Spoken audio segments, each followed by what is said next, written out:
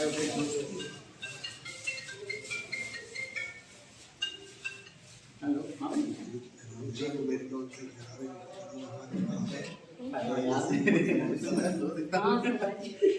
नहीं, पहले थोड़ा स्वागत का क्रम हम अपने अतिथियों का स्वागत करने के लिए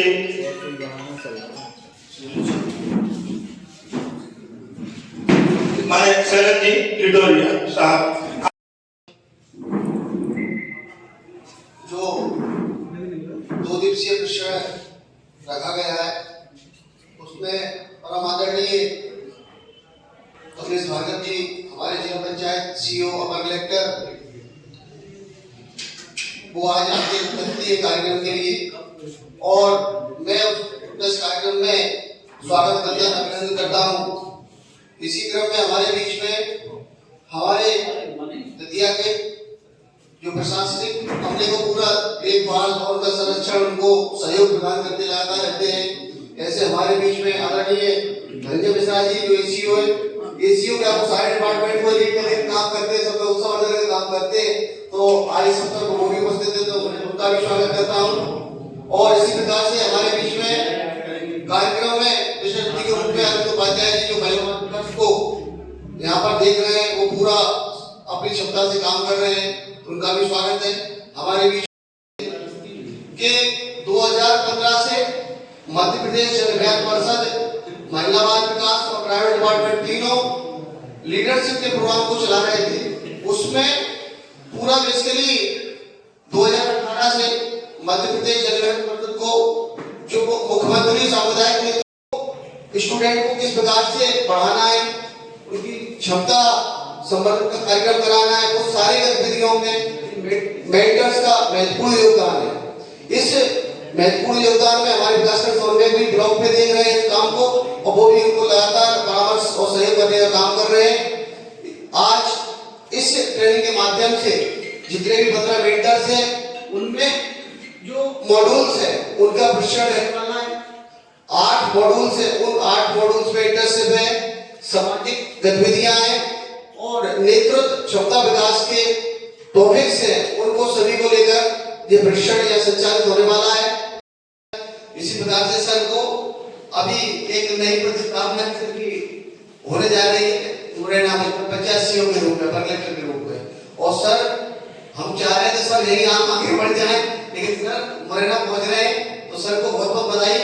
और सर इस ऊर्जा के साथ में वहां भी अच्छा काम करें, सबका कोऑर्डिनेशन, सर का मिलनसार स्वभाव तो है, लेकिन फिर भी हमें इन सब तरह को देखते हुए सर की मुस्कुराहट भी कायम रहे। सो हमें तो आगे बढ़ना ही है। और अब मैं माननीय श्री अरविंद जी उपाध्याय जी को आमंत्रित करता हूँ डिभो साहब को कि वह और चुनाव में मुझे वो बना दिया था ARO, तो मुझे बड़ा टेंशन। लोगों ने कहा कि चुनाव में अगर कोई काम करता है तो वो सस्पेंड ही हो जाता है। अगर जरा से हम दोनों आ जाते क्या ARO थे, साहब पीछे खड़े थे कि नहीं नहीं पीठ भाग रख के कोई दिक्कत है तो मैं बैठा हुआ हूँ। वो सामने बिल्कुल ऐसे ही बैठ के मुझे चुनाव करना, ARO बनना सिखाया कि ARO होता क्या है। दूसरा उनका जो क्रम लगाना होता है आई से कौन पहले रहेगा, कौन बाद में रहेगा, वो सर ने सारी चीजें सिखाई। तो हम मतलब धीरे धीरे सारी चीजें सीखी। तो सर ने मुझे मतलब हाथ पकड़ के प्रशासनिक क्षमता में चलना सिखाया। यही नेतृत्व होता है, यही लीडरशिप होती है जो एक अधिकारी अपने नीचे की सेकंड लाइन को देता है। वही चीज हम करने जाते हैं यहाँ कि हम नीचे जो पकड़ के लेके आए लोगों को और उनको कैसे लीडरशिप देना है सोशल लाइफ में और किस तरह से उनको आगे बढ़ाना है, वही काम आपका है। और समुदाय शब्द जो जुड़ा हुआ है, क्योंकि समुदाय की लीडरशिप इसलिए विशेष जरूरी है क्योंकि किसी भी समुदाय का विकास करना है तो वहां का समुदाय का जब नेतृत्व देता है व्यक्ति तो उसकी सर्वमान्य जो होती है क्षमता सब स्वीकार करते हैं, उसको तभी संभव होता है जो वो समुदाय शब्द पे आता है। कहते हैं ना क्योंकि पैराशूट का अधिकारी आया, पैराशूट का नेता आया, तो वो शब्द नहीं आप ग्रहण, आपका व्यक्तित्व दायित्व है। इसीलिए आपको मेंटर में प्रशिक्षक नहीं लिखा गया, परामर्शदाता की बात की जाती है आपसे। आप इस तरह से बात करें उनसे कि जिस तरह से आप काउंसलर आप उसकी कमियां पूछिए और सुपरविजन करके उनका हाथ पकड़ के उनको ठीक सिखाइए। ठीक उसी तरीके से कार्य आपका है, इसलिए आपको काउंसलर की भूमिका दी गई, ना कि प्रशिक्षक की भूमिका दी गई। जैसा प्रशिक्षण देने वाले लोग हैं आपको परामर्शदाता की बात इसीलिए की जाती है क्योंकि आप ज्यादा से ज्यादा लोगों से बात करें और इस तरह से बात करें कि जैसे आप काउंसलिंग कर रहे हैं उसके मन का मैल निकाल दें और जो चीज आप डालना चाहते हैं समुदाय को बेहतर करने के लिए। इसीलिए इस कोर्स का नाम भी समुदाय नेतृत्व रखा गया है। डिग्रियां तो एक साइड में है जो चल रही है उसकी आपकी, तो इसी चीज को मैं कहना चाहता था कि जो भी चीज है, दूसरा आप लोगों से निवेदन भी यही था कि जो मेंटर जो आप हैं और आप जो कार्यक्रम इतनी वाणी को विराम देना चाहूँ। जय भारत।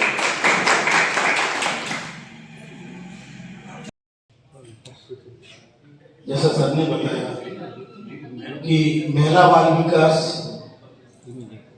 और आपकी जन अभियान परिषद हम किस तरह से पैरेलल चल सकते हैं, एक दूसरे का हाथ थामकर आगे बढ़ सकते हैं और जो शासन की मंशा है, जो सरकार की मंशा है, उसे हम एक दूसरे के साथ से किस तरह से पूरा कर सकते हैं, ये हमें ध्यान रखना है। निश्चित हमारा भी अगर सहयोग महिला बाल विकास के कार्यकर्ता करते हैं तो फिर हमारे काम भी आसान हो जाते हैं। कई बार अभी हमें जब एडमिशन का टाइम होता है तो हमें बहुत परेशान होना पड़ता है सर, मैं ईमानदारी से बता रहा हूँ। जहाँ भी आपके महिला बाल विकास के कार्यकर्ताओं का थोड़ा सा योगदान कहीं मिल जाए, यदि आंगनबाड़ी वालों का, और उन्हें भी आगे चलकर एहसास होगा कि हमारा क्या पाठ्यक्रम है, इसके क्या लाभ है, तो अभी हमें बहुत बताना पड़ता है। लेकिन आगे नेक्स्ट सेशन के लिए आपसे एक बार हम आग्रह करेंगे कि आप अपने सभी कार्यकर्ताओं को प्रोत्साहित करें और वह भी जो है BSW MSW के कोर्सेज जरूर अपनाएं, इन्हें भी लाभ मिलेगा। और हम तो समय समय पर आपके महिला बाल विकास के संस्कृत महाविद्यालय के प्राचार्य मेरे साथी रईस सेजवार जी, जन अभियान परिषद के हमारे पदाधिकारी और इस प्रशिक्षण कार्यशाला में उपस्थित साथीगण, निश्चित ही आपका 2 दिन का यह प्रशिक्षण रहेगा। इसमें आपको संभवतः उन बारीकियों से अवगत कराया जाएगा कि आप कैसे की 2 दिवसीय कार्यशाला है वो सफल हो सकेगी। धन्यवाद। मुझे मालूम है आप सबकी उत्सुकता, इसलिए मैं ये माइक जो है मालिक सेवा साहब जो आज के कार्यक्रम के मुख्य अतिथि हैं भार्गव साहब, उनके ओर माइक ट्रांसफर करता हूँ। कार्यक्रम उपस्थित एसी साहब, डीपीओ साहब, खेल अधिकारी और उपस्थित सभी गणमान्य, नेतृत्व क्षमता किसी भी जीत को जीतने के लिए नेतृत्व क्षमता अनिवार्य है और नेतृत्व तब सफल होता है जब सबका सहयोग हो, समन्वय हो। हमारे शरीर में यदि किसी उंगली में दर्द होता है तो पूरा शरीर परेशान होता है। उसी प्रकार यदि आप किसी का नेतृत्व कर रहे हैं, उसके सभी सदस्य यदि कोई भी परेशान हुआ तो आप सही नेतृत्व नहीं कर पाएंगे। कुछ नेतृत्व परंपरागत होते हैं, जैसे मानो किसी कबीला हुआ या दल हुआ तो वो मरने के बाद उसका बेटा ये परंपरागत रूप से आता है। कुछ नेतृत्व करिश्माई होते हैं कि अचानक उभर के आते हैं कि वो अपने आप की जगह बना लेते हैं। उनमें क्षमता होती है समन्वय की, सहनशीलता की, सबको साथ चलने की। चूंकि भी वर्तमान में भी कितने ही विवाह हो, सारे विवाहों का लक्ष्य एक ही है, जन सामान्य का कल्याण करना, उनको लाभ प्रदान करना। तरीके अलग अलग हो सकते हैं, जैसे भीड़ माता सकते, लेकिन लक्ष्य उनका क्या है, जन सामान्य को लाभ पहुंचाना। तो आपका जो सामुदायिक नेतृत्व है वो आप मन में सकारात्मक भाव हो, जो भी नेतृत्व करता है उसको कभी निगेटिव नहीं होना चाहिए, सकारात्मक। आपके सामने एक गिलास, आधा गिलास पानी का भरा हुआ रखा हुआ है। कई लोग बोलते हैं कि आधा गिलास खाली है, वो कई लोग बोलते हैं आधा गिलास भरा है। मतलब वो पॉजिटिव थिंकिंग है किसी भी, हमेशा पॉजिटिव थिंक होना चाहिए।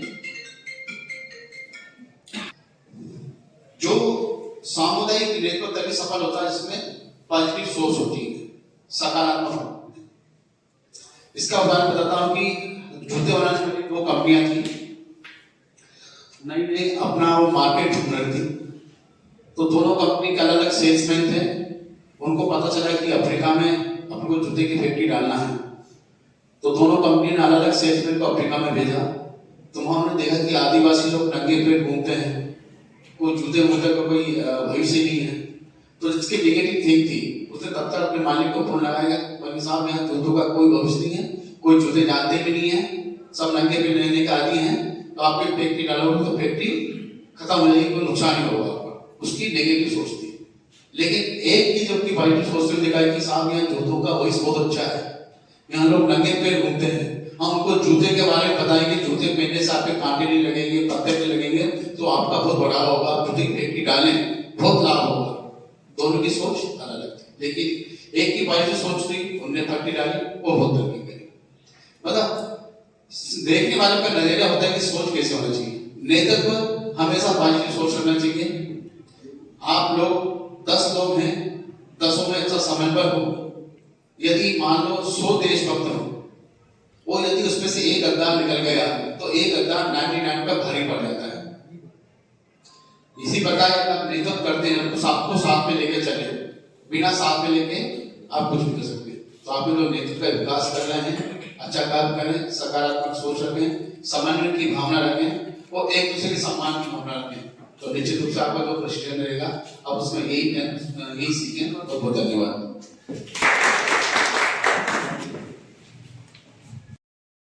ये बहुत खुशी की बात है, सारे समय दिया इसके लिए सबका बहुत बहुत आभार। और हमारे इलाहाबाद विकास के अधिकारी हमारे सम्मानीय अरविंद उपाध्याय जी, आपने बहुत बहुत समय दिया, आपका बहुत बहुत आभार। हमारे भाई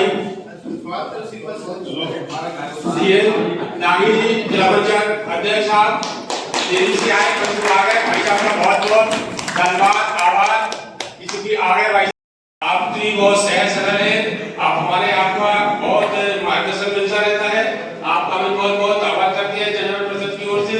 आज सभी अतिथियों का बहुत बहुत आभार और सभी मेंटर्स। इस उद्घाटन सत्र के बाद अब सत्र प्रारंभ होगा, तो सब लोग यहीं रहें और इस सत्र के बाद चाय सत्र होगा, चाय अल्पाहार के लिए चाय के लिए 2 मिनट विराम रहेगा, इसके लिए सत्र प्रारंभ होगा या 10 स्थान पर बैठ जाएंगे। जय जवान। मानिए आज का जो कार्यक्रम है उसमें उपस्थित हमारे सबके चहेते सम्मानीय श्री कमलेश भागवत जी, जो हम ये चाहते हैं कि वो वापस लौट के कलेक्टर बने। उपस्थित सभी यहाँ अधिकारी कर्मचारी, हमारे एडिशनल सीओ साहब, उपाध्याय जी, अब नाम क्या है मुझे पता नहीं है, सभी सम्मानीय। आज जो कार्यक्रम है शायद विदाई समारोह हो गया क्या है, जो लीडरशिप हो रही है जिले में कार्यों की बच्चों को लेके, तो सभी उत्कृष्ट कार्य, उसके लिए मैं आप लोगों को धन्यवाद भी देता हूँ। और साथ में हम ये चाहते हैं कि हमारे सीओ साहब हैं, एक तरफ से बड़ा कष्ट भी है, लेकिन ये प्रक्रिया है, ये प्रक्रिया रुकती नहीं है। कोई व्यक्ति एक जगह स्थायी नहीं रहता है, आना जाना रहता है, लेकिन ऐसे सरल सहज अधिकारी शायद हमको ना मिले। और हम दुआ करेंगे कि वो जहाँ भी जाएं उनका कार्य जो दतिया में रहा है ऐसे उनका हर जगह कार्य है। बस इतनी दुआओं के साथ मैं अपनी वाणी को विराम देता हूँ। जय हिंद।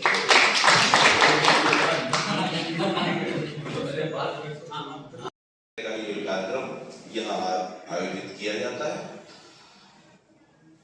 ये जो कार्यक्रम मुझे इतना समझ में आया है, सारे मेंटर्स को मैं ये इसके बारे में सबसे पहले ये कहना, हमारी इसकी मूल वस्तु है, फील्ड में इसका कार्य होता है सोशल वर्क का।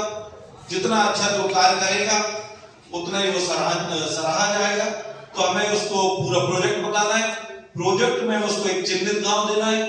चिन्हित गांव के माध्यम से वे पंचायत से वहां सरपंच से जुड़ेगा, जुड़ने के साथ ही अपनी गतिविधियां वहां संचालित करेगा। जो भी योजना है वहां चलाई जा रही है, शासन द्वारा जो संचालित हो रही है, उनकी जानकारी अपने चिन्हित गांव में ज्यादा से ज्यादा जन सदस्यों तक पहुंचाने की कोशिश करेगा, क्योंकि गरीब बहुत से ऐसे मजदूर भी हैं जिनको जानकारी ही नहीं मिल पाती, योजनाओं की लाभ नहीं ले पाते। अगर आप लाभ नहीं देंगे तो उनकी जो राशि है पूर्ण रूप से उनके यहाँ नहीं पहुंच पाएगी, बीच में ही कमीशन कट। अभ्यास के क्षेत्र में उसको टॉपिक मिला के भी उसे ग्राम पंचायत का निरीक्षण करना है, ग्राम पंचायत का एक खाका तैयार करना है कि कौन कौन से अधिकारी होते हैं, किसका क्या काम होता है। तो असाइनमेंट के तहत उसको केवल पर्टिकुलर यही काम करना होगा, उस पंचायत में जाना होगा, वहाँ के बारे में जानकारी जुटानी होगी, शासन प्रशासन कैसे कार्य करता है, क्या उद्देश्य होते हैं, क्या लक्ष्य हैं उनके, यहाँ संरचना, अधिकार, ये सारी जानकारी को जुटा के एक 500 शब्दों का लेख तैयार करेगा। उसके साथ वो गया है वहाँ से मिला है, हाँ टॉपिक्स का सिलेक्शन वो पहले ही कर चुका होगा तभी जाए। नहीं टॉपिक्स तो अपन देते हैं उसको। टॉपिक्स इसमें क्या होता है सर, जैसे पिछली बार किया था, नहीं अपन ने जो दिए थे प्रसाद जिन लोगों का होटल व्यवसाय इतना बड़ा महानगर नहीं है ना, होटल उससे ज्यादा बने हुए हैं। क्यों बने कि यात्री वही यात्री कहाँ रुकेंगे, कहाँ स्टे करेंगे, अब होटल बनता है तो व्यवसाय बढ़ता है। तो इन सारी चीज में आर्थिक लाभ वहाँ के स्थानीय निवासियों को हमेशा ही होता रहा है और होता रहेगा। तो अपन को भाई हर बच्चे को ये कॉन्सेप्ट करना है। तो सतत विकास की जो बात आ रही थी, अपन चल रहे थे वहां पर, सबसे पहला इसका मुद्दा है गरीबी। तो सब जगह गरीबी इसके भी स्वरूप में अंत करना है, इसका ये भी लक्ष्य का काम पीजी कॉलेज में आप कर रहे हैं। और कई बार जो प्राचार्य साहब हैं आदरणीय सरकार जी कई बार कहते हैं बहुत अच्छा काम करते हैं, जब सारे दिन भर लगे रहते हैं हम किसी न किसी व्यवस्था के अंदर। अभी भी बहुत जरूरी काम में वो लगे थे, फिर भी उन्होंने समय दिया मैडम को, बात की मैडम ने, तो सर ने छोटे से आग्रह में तो आपके बीच में बता रहे हैं, तो अपनी बात रखेंगे। सर के लिए बहुत बहुत यहाँ बता रहे, धन्यवाद।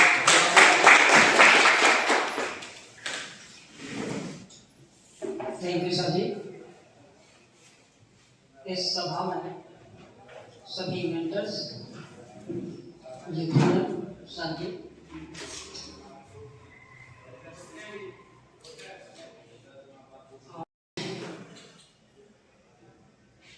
अभी आपका एक हजार सम्मेलन होता है, इस साल भी होगा, जिसमें विद्यार्थी भी आते हैं, प्रैक्टिकल काम प्रकार से आता है, तो उनमें जो है चीजें दी जाती हैं।